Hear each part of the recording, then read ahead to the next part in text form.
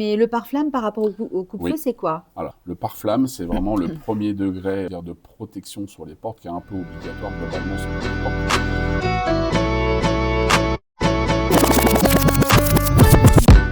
portes. Bonjour Franck. Bonjour. La dernière fois qu'on s'était vu, tu nous as parlé des spécificités anti-vandales. Oui, Aujourd'hui, on va se pencher sur d'autres modèles de portes oui. que sont les portes coupe-feu. Ah, Mhm.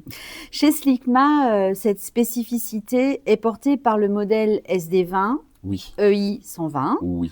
Et on reviendra sur le détail Oui. un peu plus tard. Mais est-ce que dans un premier temps, tu peux nous rappeler ce que c'est qu'une porte coupe-feu? Oui, une porte coupe-feu, c'est une porte qui est prévue pour contenir à la fois les flammes et contenir également la température au-delà de 180 degrés pour éviter que quand il y a un incendie derrière, sur le palier, la température monte très très fort. Donc après EI de la norme 80-58. Et ensuite derrière, on a un chiffre, donc ça peut être EI 30, 60, 120, et ces chiffres-là correspondent à des minutes. Donc D'accord, 30 pour demi-heure, 60 pour 1 heure et 120 pour 2 heures. Et d'accord. donc ça, c'est la spécificité effectivement des portes coupe-feu. Ok, très bien. Et en fait, du coup, ça permet de mettre en sécurité aussi bien les habitants ou les usagers et les techniciens et pas Exactement, d'heure. exactement. Donc ça, c'est un point exactement ça. important. Voilà. Mm. Oui. Est-ce que tu peux nous dire, donc tu nous as bien parlé du coupe-feu, mais le pare-flamme par rapport au coupe-feu, Oui. c'est quoi? Alors, le pare-flamme, c'est vraiment le premier degré de protection sur les portes qui est un peu obligatoire globalement sur toutes les portes. C'est-à-dire qu'en fait, le pare-flamme, ça contient les flammes, d'accord? Donc, quand on contient les flammes, on ne contient pas forcément la température qui monte avec le temps, vraiment un incendie qui dure longtemps sur le palier. Ah. Donc, E pour pare-flamme, EI pour coupe-feu. Voilà. Ok. Donc, c'est vraiment la vraie différence. Et là où il faut faire le petit distinguo. D'accord, mais en tout cas, c'est très clair, merci. Oui. Est-ce que tu peux nous dire où on peut trouver des portes coupe-feu, dans quel type de bâtiment, etc. Où est-ce que c'est obligatoire? Très souvent, on retrouve ces demandes, ces spécificités dans les établissements recevant du public. Alors, on va dire, voilà, les endroits où, dans les communes ou dans les différentes structures, effectivement, il y a de temps en temps des spécificités de coupe-feu. Mhm. Et également en fonction de certaines réglementations spécifiques dans des entreprises où il y a une réglementation particulière en fonction de ce qu'ils exercent et de ce qu'ils fabriquent ou qu'ils produisent. Il peut y avoir des exigences de coupe-feu également. Et puis, dernier point, dans certains cas, sur des cas très précis, en fonction des différentes régionalités, il peut y avoir des régions où il y a des spécificités de coupe-feu. Voilà. D'accord. Et dans ce qu'on appelle IGH, les immeubles de grande hauteur? Oui, effectivement, les IGH sont concernés très souvent dans ce cadre-là. Le coupe-feu évite la propagation des flammes, éviter la tour infernale. Ouais. Et du coup, j'ai vu des endroits où il y avait des sas sur le palier. Oui. Donc, du coup, si on a une porte coupe-feu, Oui. à ce moment-là, on évite.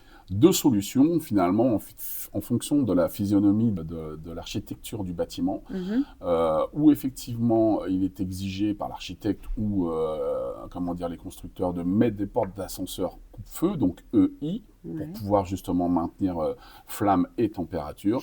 Et quand ils ont les possibilités, parfois pour éviter cette contrainte-là, ils mettent des sas, justement des espèces de sas avec des doubles portes qui quand il y a les détections incendie, en fait, très souvent, ces portes sont ouvertes. On les retrouve très souvent dans les bâtiments, dans les hôpitaux, les choses, ils sont ouvertes et maintenues par des ventouses électromagnétiques. Et quand il y a une détection d'incendie, hop, elles se ferment. Et donc, justement, ça crée un sas. Et donc, dans ce cadre-là, on n'est pas dans l'obligation d'avoir des portes EI ascenseurs. D'accord. Ce sont ces fameuses portes de sas qui viennent se fermer, qui font office de coupe-feu.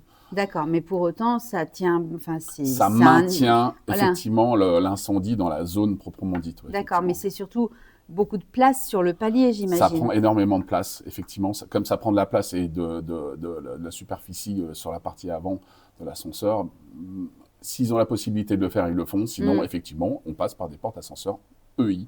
D'accord. D'accord, très bien. Et une petite question, est-ce qu'on peut panacher des portes coupe-feu?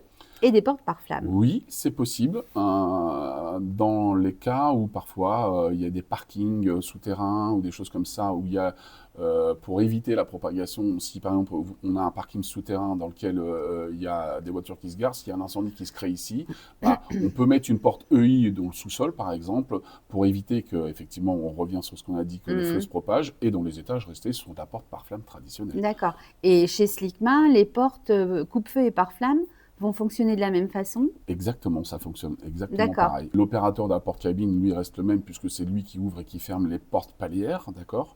Ensuite, la seule chose qui fait la différence entre une porte par flamme et coupe-feu, c'est effectivement toutes les protections qui peut y avoir à l'intérieur des portes palières, justement. Donc, dans le cadre d'une porte coupe-feu, il y a beaucoup de protections anti-flammes à l'intérieur des vantaux, parfois également dans les montants quand on est en façade complète, et des chicanages qui permettent justement de maintenir toute cette partie-là. Mais techniquement, la serrure et l'entraînement de la serrure restent la même, donc pour la porte-cabine, ça ne change rien. D'accord, donc la même porte de cabine, que ce soit en face d'une porte coupe-feu Oui. ou une porte par flamme. Oui. La différence, donc l'isolant qui est à l'intérieur de la porte coupe-feu, mais sinon, voilà, on est sur des gammes qui sont complètement homogènes. Tout à fait. Ok, et donc justement, puisqu'on parle des gammes SD20, donc la coupe-feu, tu as parlé de façade complète, ça veut dire qu'elle existe en huisserie réduite et en façade complète. Oui, je réexplique la différence. C'est que les huisseries réduites, c'est des petits montants.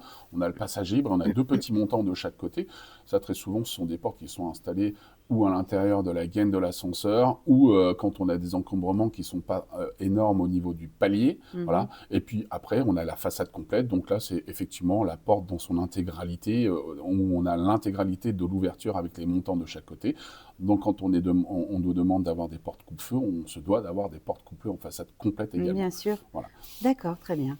Donc en fait, si je comprends bien tout ce que tu viens de me dire, en fait, la porte coupe-feu, c'est plutôt une porte pour des installations neuves, des constructions. Dans l'ensemble, oui, effectivement. Dans l'ensemble, c'est effectivement pour des constructions neuves. On est amené à faire des remplacements complets dans l'existant. Donc ça peut être aussi dans ce cadre-là. Ensuite, dans la rénovation, après, là, il faut vraiment être vigilant par le dimensionnement des portes existantes que l'on doit remplacer si c'est dans le cadre de la rénovation. Parce qu'en fait, on a quand même des contraintes de dimensionnement qui nous obligent à ne pas moduler ces portes. Donc, on ne peut pas tout faire quand même. D'accord. Mais quoi qu'il en soit, de toute façon, chez Slickma, on a des solutions spécifiques pour la rénovation. Bien sûr, on a plein de solutions chez Slickma. Donc, ça, je t'invite à venir nous en parler dans un prochain épisode. Avec grand plaisir. Merci à toi. Merci.